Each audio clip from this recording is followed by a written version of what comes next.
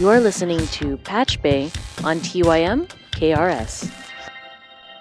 Welcome to PatchBay, a show where we like to talk about sort of our inside look into the industry of basically turning sound into stuff that can be passed around, I guess. I'm Whisker. I produce a whole bunch of shows for Toymaker Television. And my co-host here is Shane. Shane, what do you do? I'm a recording engineer who works at Sunshine Records and Pot and Gold Studios, and in my spare time I do a podcast with you, and I've been slowly working on doing some research for a possible book in the next little while, so although I'm still in the research phase right now, but it'll be about the history of Sunshine Records, as it were. Interesting. That's what I do. Yeah. Well, they were around since 1974, so there's lots of history. They've been kicking around that idea.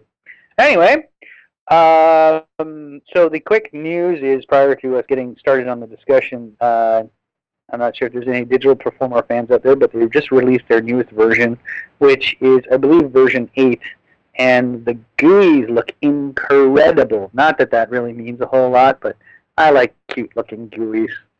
I don't know about you. I mostly think that the GUI needs to get out of my way. Yeah. For me, if it looks like a phaser and it looks like a stomp box, I'm even more excited about it. Even though it really doesn't have any bearing on the sound whatsoever, I tend to get excited about it anyway. Which is like exactly when the Mac or Apple version of Logic came out, because before it was owned by eMagic. When the Apple version came out, I was like, oh my god, that looks so cool. Just because of the GUIs. One thing I will give the nice GUIs is that when you're first picking up a new plugin or DAW or something like that, and you're not quite sure how to use it, and most of us audio guys, we're not really the reading the directions sort. No. Sort of the turn some knobs and see what it does sort. It's a lot easier to pick up these things when they sort of look like the real equipment. Yeah. Because you already know what it does if you've seen it in a rack, and yeah, it makes it easier to approach than some arbitrary number on a slider. Yeah, I've never liked the audio unit plugins for that case. Although a lot of the audio, because it's open-ended, there's a lot of great audio unit plugins out there. And it's not that I need the GUI, but I mean, for client's sake, sometimes it's like, ooh, it looks like a tape machine. Ooh, it must sound better. Which it's never the case whatsoever. But sometimes I think to a degree it does have an effect on what the client thinks anyway. I don't know if that makes much sense, but yeah. I know I've had to do auto-tuning, with a VST version of auto-tune, and on a different DAW I was using Reaper versus using the regular auto-tune, and I had the same client, and he was like, oh, that's auto-tune, and then he was aware of it because he knew exactly what it looked like from videos that he saw, versus when I pulled that before, he didn't even know I was auto-tuning him. So I guess sometimes it can be a hindrance if you're not trying to tell them that you're doing that. Anyway. Around here, it sort of depends on the day, but some days my GUI is a breadboard and a bunch of wires that I can plug into it. So I don't know. I guess I don't really feel the need for things to be super fancy. I look at the audio waveforms more as in their actual electrical sense. And when you digitize it, as long as they do a good job at maintaining the metaphor, if you will, to how you're actually affecting frequency and amplitude and all that sort of thing, then I pretty much enjoy a plug-in. But yeah, I'm just as comfortable, throwing a 10 microfarad capacitor into a circuit and knowing what that'll do. So I don't know. Yeah, it's good. Definitely good to have the ins and outs of that part of it, because for me, I know the difference between a DBX 160 and 1176. But as far as what the difference in the capacitors are concerned, I'm not entirely aware of it. I don't know why it sounds different. I just know that I'd sooner have a 1176 on a kick and a 160 on a bass 9 times out of 10. But to bring it down to what's inside it, I don't know if I would. I mean, I guess it depends too on the makes, because a lot of them changed over time too, right? Yeah. But I don't know if I would pick something just personally. I would pick it on what worked for me in the past. Is more for the experience. Although it is kind of a cool idea to think about tailoring stuff to specific, like if your best bass guitar sound would be going through a homemade compressor, and you dicked with the idea of what caps and resistors they used in certain equipment, kind of a thing. You could build something that would tailor to exactly what you were looking for every single time, if you wanted to have it every single time, I guess. But what sort of got me interested in that side of things is I have a couple of old Hammond organs, and they're from the early 50s, and they need a lot of love from time to time. They're old tube equipment with wax paper caps and all that sort of thing. And I have two of them that match one another, and they sound completely different to each other. And the reason for this is because the capacitors age differently, and the different materials, they degrade over time depending on humidity and all that sort of thing. And I think a lot of the magic and mojo, if you will, of older audio equipment that we all love is that some of it ages very gracefully, and the older it gets, the more, I don't know if broken is the right word, but from an electrical point of view, broken is the accurate word. It gets more and more problematic, but the problems that arise are ones that sound really, really interesting and fun and cool. And knowing how to replicate that and build your own little homebrew stuff is a really fun trick to know, I think. That brings up a few different ideas in my brain. One of them is the guys that like fuzz boxes that have actual germanium transistors versus just whatever kind of transistors there are out there. I know there's a group of guitar players that will only buy fuzz bases with, reproduction germanium transistors. And I'm guessing that's based on the sound situation. But more to your point, you were talking about how when stuff gets degraded, part of, say, that degradation is, a connection is starting to get looser, which is changing the amount of voltage that is going through or whatever, which changes the sound. And if you go in and you take all the solder off and refix the joint and resolder it, it's obviously not going to sound exactly the same as it was if it had gotten older, right? Yeah, like on those old organs, if I were to take out all of the capacitors in its tone generator, it would change it from being a dark, moody tone to being very, very bright, sparkly. It would sound brand new. But you know what? The organ sounds really cool being moody and dark like that, so I wouldn't do that. And it's knowing those sort of things, the electrical side of things, that can allow you to maintain or change, musical instruments, audio equipment, that sort of thing.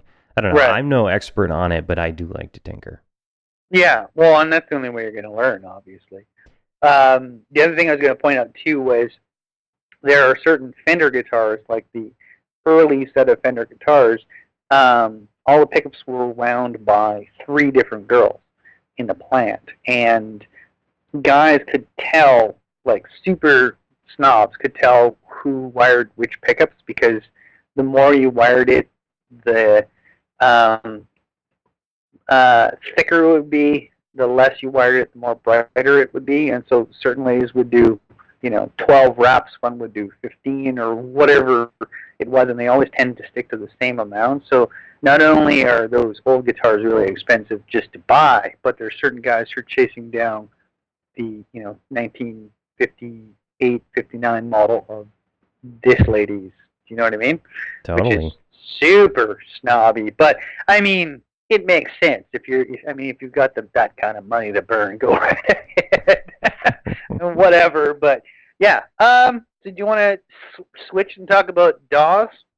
Well, to me, I think it's the same topic. It's all about being able to dial things in the way that you want to, and a good DAW sort of, I don't know, like I said, gets out of my way and lets me tailor all the waveforms to fit into the slots that I want them to fit into. I really appreciate the ability to just get right down in there and and dial that sort of thing. And honestly, I haven't found a DAW that I like yet. For me, it's really about workflow. For me, trying to do stuff quickly. I've gotten to the point where I'm like an editing machine on Pro Tools. Like, I'm very good at using other recording programs, or at least getting the gist of it, in a reasonable amount of time. But like, there's been times where I've thought about switching to a different DAW at work and or at home. But the way I feel about it is, if I'm going to use one at home, I should probably try and use the same thing at. Excuse me, one second. Try and use the same DAW at work and at home, just for the sake of bringing stuff back and forth. But like I was saying about Logic earlier, when it first came out, I was really excited about it, because you could build it the way you wanted it to work, But for me, Pro Tools, I've just gotten to the point now where I'm so good at it, I don't even want to consider going to something else, because I've used it for so long, which is weird to say, but there's stuff that's definitely better. I don't know if have you ever heard much about Propellerhead software? I see it mentioned here and there. I haven't had a chance to use it, though. They just came out with a program, and it was about 2 years now, about a year and a half, called Record. It's genius, like absolutely genius. I've tried it a few times. You need a super fast computer, despite what they say, because it's all native processing. Despite what they say, you need a ridiculously fast computer. But there's a video, we might want to put it in the show notes, for Record, like their sort of by Record. Here's the reasons why. It's basically not a DAW for engineers; it's a DAW for musicians, basically. But as a engineer standpoint, it has everything that I ever look for, like editing, onboard amp sims, reverb, whatchamacallit, I can't think of the name of that kind of reverb, impulse response reverb, and just recreations of stuff. And the only bugger of Record is that you can't use any third-party plugins. Ouch. So the plugins you get, yes, are the ones that come with the program. However, it's all rewire. It's made by the same guys that do Reason, so you can rewire in and use anything you can use with Reason. So the thing about not having the ability to use other plugins isn't necessarily a bad idea, because you should really be able to create something with what you have in front of you. My personal opinion, the whole point of going and getting all these different compressors for, let's say, if you're one platform, you can get 1,000 different types of compressors.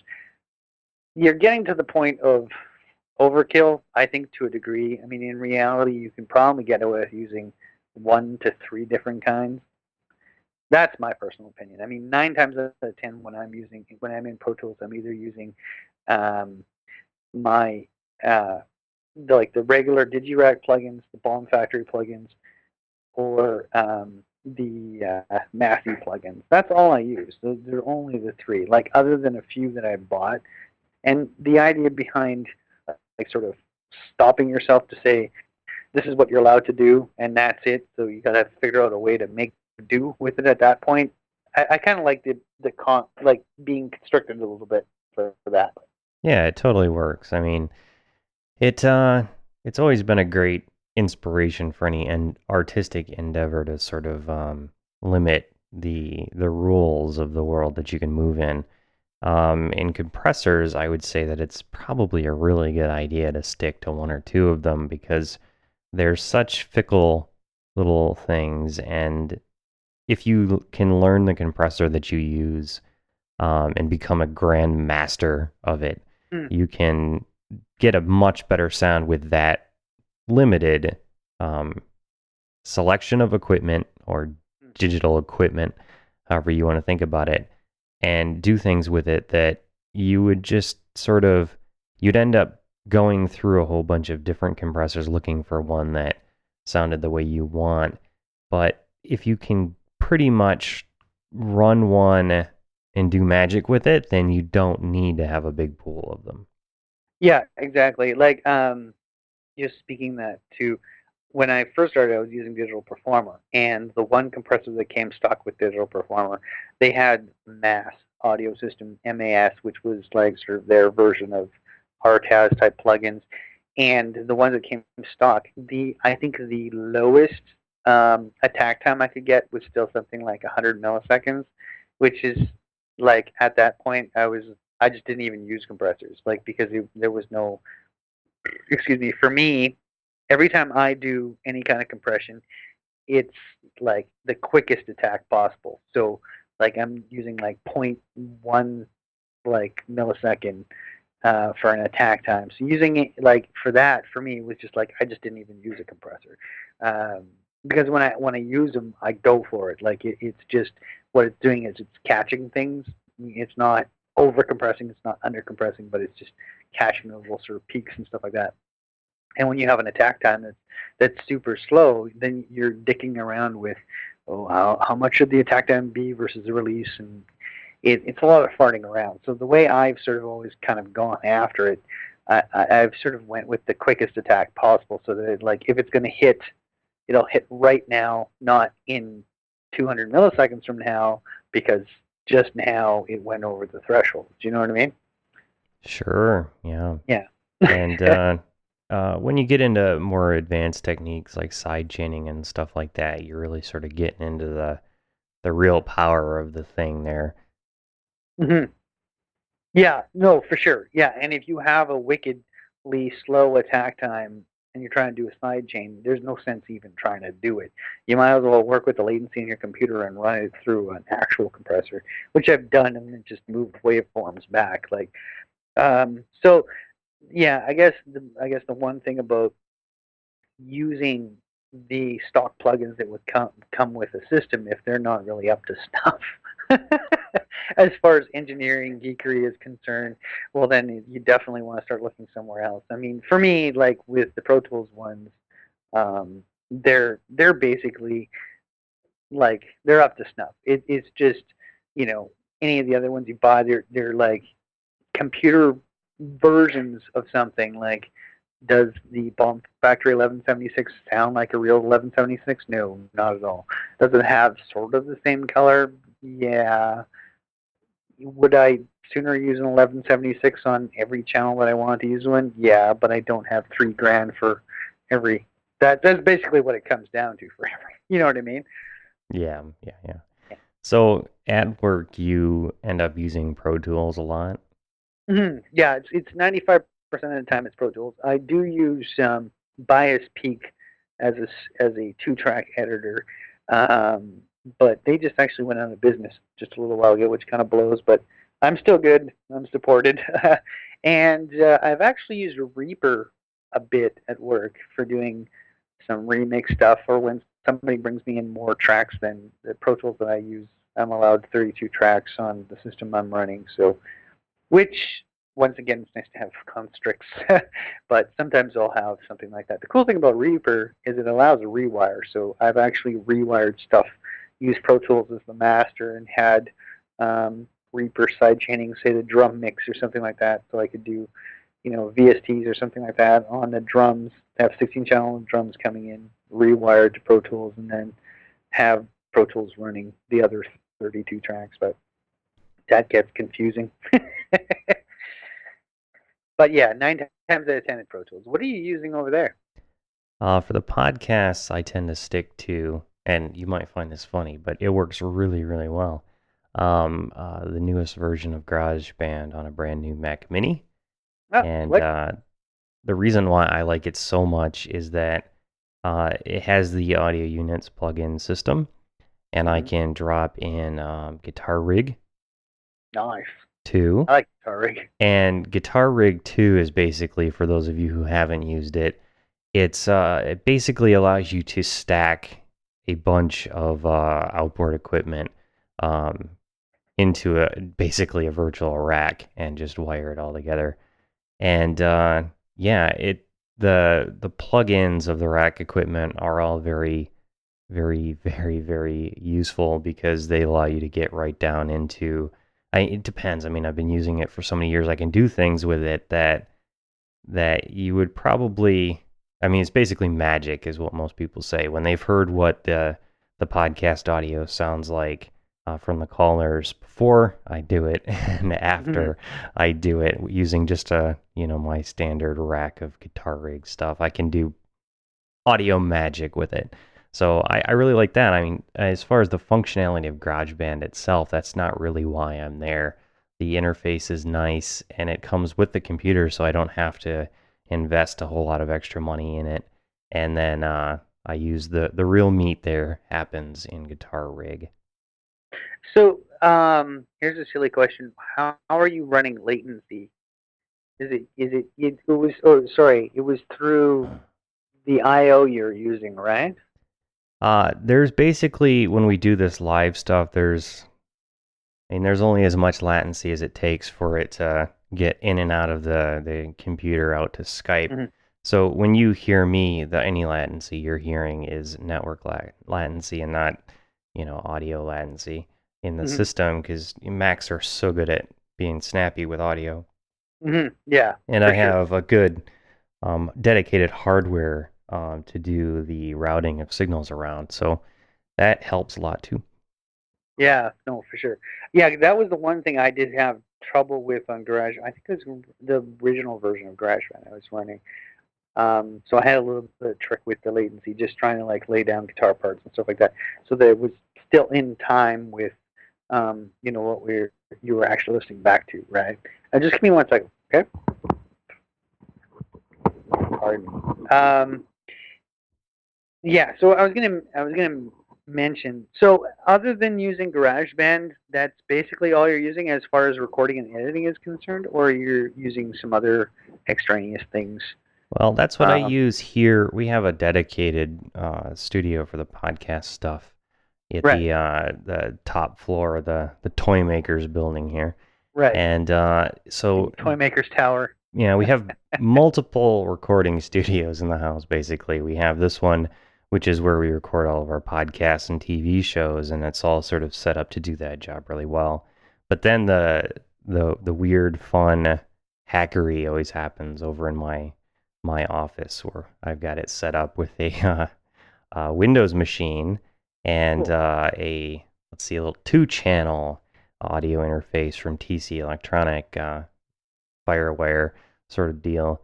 And because I don't do any multi-tracking more than 2 tracks at a time in there, it works completely fine.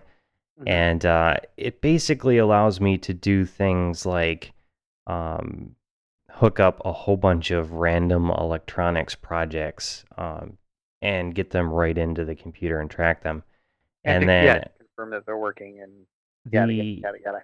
the recording system that I use there is usually Audacity, actually, and Okay. that's Yeah. open source sort of Love that stuff. multi-track DAW program for Windows, probably Mac, and Definitely it's Mac. on Linux. So yeah, Audacity is really good tool out there if you don't want to spend any money on your DAW, but you still want to be able to get right down and edit waveforms and such. Actually, if you don't want to spend any money whatsoever and you can get around the latency problem with any kind of interface you're using Reaper and Audacity, you can pretty much do everything that you need to do.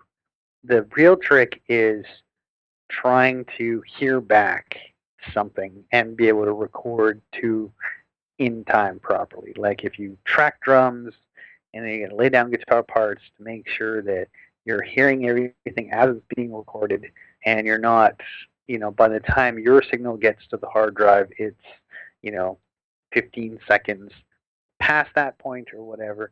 Those two programs you can do a ton of stuff with. Um, without having to spend anything. So they're both great programs. I use Audacity quite a lot too at work. I have it on my other system in my office because I haven't been able to set up Peak on it. And it's basically the same thing, although Peak is only stereo 2-track and Audacity, obviously. I can't remember how many tracks does it allow you. Oh, I'm not sure that it's limited that way. I'm probably sure it has a lot more to do with how much memory you have than how much it's willing to do. But I'm not sure. I haven't really pushed it that far. Oh, okay. Well, I know I've been able to open at least 8 on it, like Easily, yeah. mono tracks. So um, Yeah, I guess, yeah. Well, it's native. It probably. See, that's the thing. Some of those programs give you a hard limit as to how many tracks you're allowed to play Yeah, it back. being open source, I mean, a lot of those kinds of controls are just sort of left out, I guess. They leave them out. Yeah, if you've got the shit to be able, or if you have the computer to be able to handle it, it'll play back as many tracks as you want, basically. Um, yeah. Although, 9 times out of 10, for me anyway, anytime I have more than 24 tracks, I usually start trying to edit and mute stuff because somebody's went overboard. At least that's the way it's usually happened for me anyway. Yeah. For live tracking music type of stuff in here, we just stick with the Mac. And that's because of latency. And, when you're playing along, you really need to have, if your drums are tracked digitally, you need to have that coming out as snappy as possible, or you're going to have to move things around. And that's no fun. When you track two digital drums, are you listening back to the audio or are you listening back to MIDI? Listening back to the audio output, and it works really well because the Mac is so good with the latency. It works just fine. So, but are you listening to a stereo track that's been recorded into your computer, or are you listening to the MIDI being triggered through a sampler and then that audio? Yeah, you've got your MIDI track in GarageBand, and you can set GarageBand up to loop it. Yeah. Um, and it generates the sound real time, sends it right back Okay. out through the interface, and we've got it piped through our monitoring system here. And yeah, I mean, we haven't had any problems with latency because it's, unlike working with Windows, it's so small that it's not usually audible. No, yeah. I mean, normally I set my buffer at 64 in my Mac, and I don't have a problem whatsoever in Pro Tools. Um, I have, however, had problems with really hardcore MIDI guys when I play back a MIDI track, and what I tend to do is I will any MIDI instruments. I will, especially if I'm recording more MIDI, I will convert all the MIDI to audio tracks and then mute the MIDI tracks and just play back the audio tracks of each individual. So if it's like, I import 8 tracks of MIDI, there's like drums, bass, some kind of synth guitar thing or whatever. I'll convert those all to audio tracks, play them back, and then record extra MIDI.